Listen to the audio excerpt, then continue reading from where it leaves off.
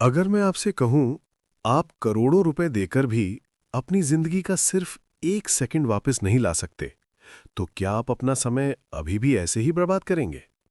ध्यान से सुनिए, ये कहानी आपकी सोच बदल सकती है। एक गांव में एक बूढ़ा आदमी रहता था।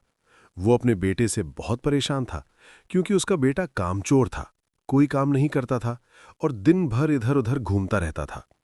एक दिन बूढ़े आदमी ने सोचा, अब इसे एक सबक सिखाना पड़ेगा। उसने अपने बेटे को बुलाया और कहा, अलमारी में एक घड़ी रखी है, उसे लेकर आओ। लड़का घड़ी लेकर आया।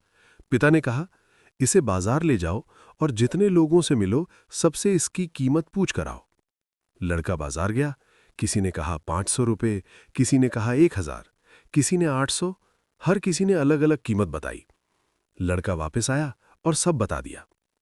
अगले दिन पिता ने फिर उसे बुलाया और फिर वही घड़ी दी, लेकिन इस बार कहा, आज तुम इस घड़ी के अंदर जो समय चल रहा है उसकी कीमत पूछ कर आओ। लड़का हैरान हो गया, लेकिन फिर भी वो बाजार गया और लोगों से पूछा, इस घड़ी के अंदर जो समय है उसकी कीमत क्या है? लोग उसे पागल समझने लगे। कुछ ने हंसी उड़ाई, कुछ ने भगा दिया। लड़का परेशान हो गया। आखिर में वो एक बूढ़े दुकानदार के पास गया। उस बूढ़े ने उसकी बात ध्यान से सुनी और कहा, बेटा, इस समय की कोई कीमत नहीं लगा सकता। तुम करोड़ों रुपए देकर भी अपनी जिंदगी का 1 सेकंड वापस नहीं ला सकते। समय की एक बुरी बात है, ये गुजर जाता है, और एक अच्छी बात है, तुम इसे कैसे बिताते हो ये तुम्हारे हाथ में है। हर इंसान के पास 24 घंटे होते हैं, अमीर के पास भी, गरीब के पास भी। फर्क सिर्फ इतना है, कौन उस समय का सही इस्तेमाल करता है। ये सुनकर लड़के की आंखें खुल गईं। उसे समझ आ गया कि वो अपनी जिंदगी बर्बाद कर रहा था। वो घर वापस गया और उस दिन के बाद उसकी जिंदगी बदल गई। समय फ्री है, लेकिन अनमोल है। आप इसे खरीद नहीं सकते, आप इसे रोक नहीं सकते, लेकिन आप इसे सही तरीके से इस्तेमाल कर सकते हैं। अगर आप आज अपना समय बर्बाद कर रहे हैं, तो याद रखिए, एक दिन आपको इसकी कीमत जरूर चुकानी पड़ेगी। अगर आपको लगे कि आपका काम अब परफेक्ट हो चुका है, तो समझ लीजिए आपकी ग्रोथ रुक चुकी है। ये कहानी आपको बताएगी कि सफलता क्यों रुक जाती है और उसे वापस कैसे बढ़ाया जाता है। एक गांव में एक मूर्तिकार रहता था, जो बहुत ही सुंदर मूर्तियां बनाया करता था। वो अपनी मूर्तियां बेचकर अच्छा पैसा कमाता था और इसी से अपना घर चलाता था।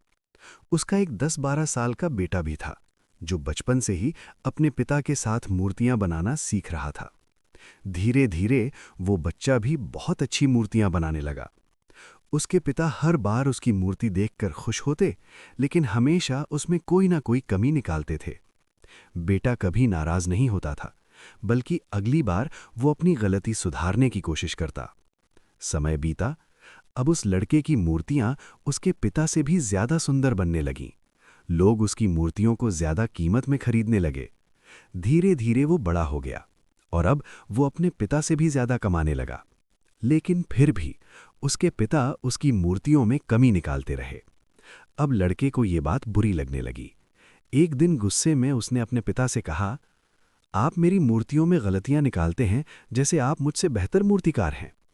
आप जानते हैं कि मेरी मूर्तियां आपकी मूर्तियों से ज्यादा दाम में बिकती हैं। इसका मतलब मैं आपसे बेहतर हूं। अब मुझे आपकी सलाह की जरूरत नहीं है। उस दिन के बाद पिता ने उसकी मूर्तियों में कमी निकालना बंद कर दिया।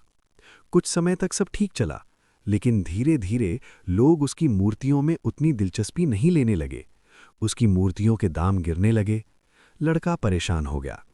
उसे समझ नहीं आ रहा था कि गलती कहाँ हो रही है, क्योंकि उसे अपनी मूर्तियां अभी भी परफेक्ट लग रही थीं। आखिरकार वो अपने पिता के पास गया और उनसे मदद मांगी। पिता ने कहा, मुझे पता था कि एक दिन ऐसा होगा। लड़का हैरान हो गया, आपको पहले से पता था? पिता ने कहा, हाँ, क्योंकि मेरे साथ भी ऐसा हो चुका है। फिर पिता बोले, मैं जानता था कि मैं तुमसे बेहतर मूर्तियां नहीं बना सकता, लेकिन मैं तुम्हारा गुरु बन सकता था।